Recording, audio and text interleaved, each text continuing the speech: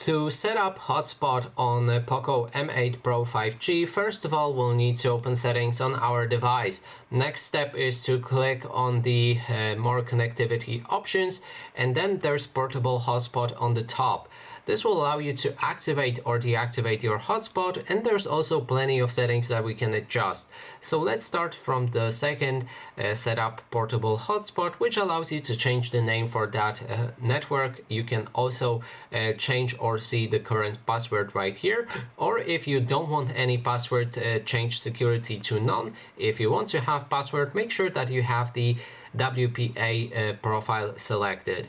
Then there's the device identification. It can be changed to default or portable hotspot, and you can also hide your SSID, which will require manual connection to connect with that network.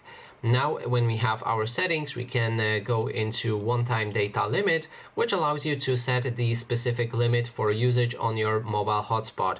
You can set the size right here when it's on, and you can change the behavior of what's going to happen when the limit is exceeded. Then there's the options to turn off hotspot automatically, which will disable your hotspot automatically if there's no devices connected for some time.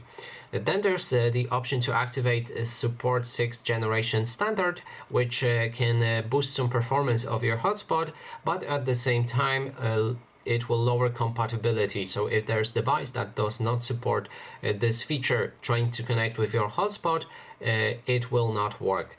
And that is all of the settings for portable hotspot. Thanks so much for watching, and if you like this video, please consider subscribing.